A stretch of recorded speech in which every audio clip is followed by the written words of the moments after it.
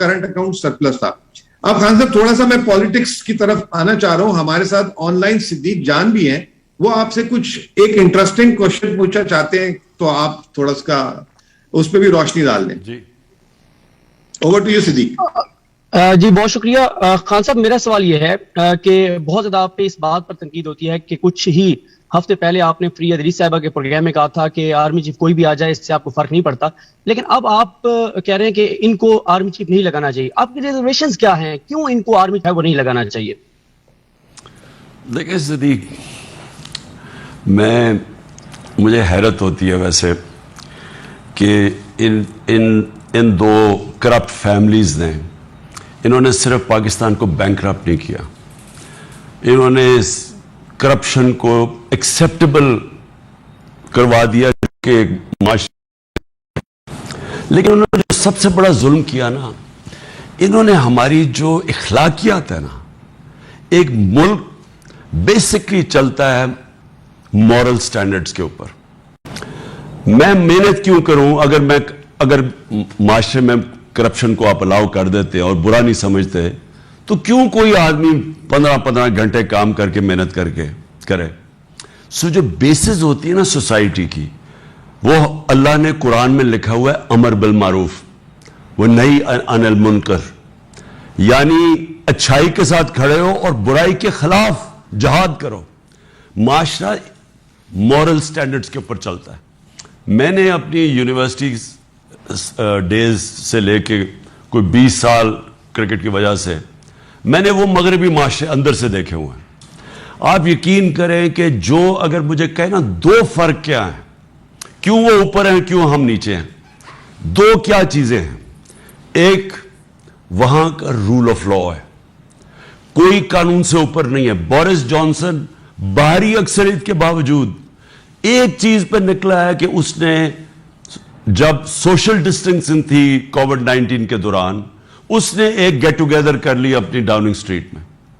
इस चीज के ऊपर उन्होंने कहा कि लोगों को कह रहे हैं सोशल डिस्टेंसिंग, और जनाब लीडर ने देखें उसने वो अपना ही बना हुआ कानून तोड़ा है. No one is above law. और ये बहुत बड़ा रूल ऑफ लॉ जो है, ये इंसान के माशरे और जानवरों के माशरे में फर्क की रूल ऑफ लॉ है. सो नंबर 1 वहां रूल ऑफ लॉ है.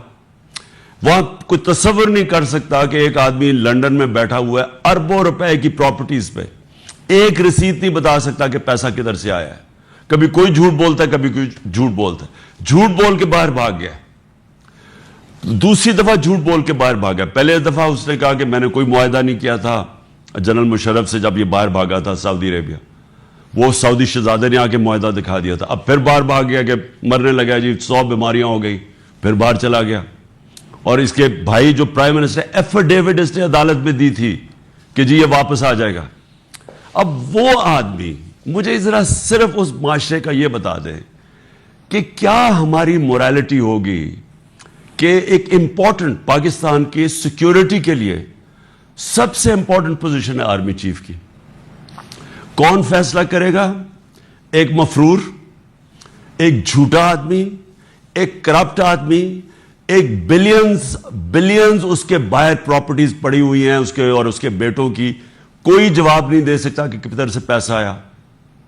वो आदमी जो कन्विक्टेड है, सुप्रीम कोर्ट ने कन्विक्ट किया, वो फैसला करेगा कि आर्मी चीफ कौन बनेगा.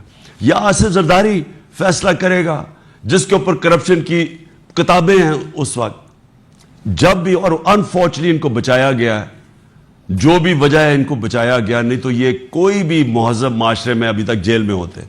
अब ये दो आदमी मुझे सिर्फ ये समझा दें कि क्या ये कौम अगर ये फैसला करते हैं इतने इंपॉर्टेंट ओहदे के ऊपर, किधर रह गई हमारी इस मुल्क की इखलाकियात? हम बनाना रिपब्लिक और हमारे में क्या फर्क है? जब हमारे में अच्छे और बुरे की तमीज ही खत्म, हमने इनको एक्सेप्टेबल बना दिया. मुल्क महंगाई में डूब रहा है, मुल्क की माइशत नीचे जा रही है, उसकी फिक्र नहीं है, इनके केसेस खत्म हो रहे हैं, बिलियंस के ये फायदे उठा रहे हैं. मैं इसको ऑब्जेक्ट करता हूं. मैं तो इसको मॉरल पॉइंट से भी ऑब्जेक्ट करता हूं. और दूसरी चीज, कैसे हो सकता है कि मुल्क का प्राइम मिनिस्टर वो जाके कंसल्ट करे एक मफरूर से آرمی چیف کی پوزیشننگ میں.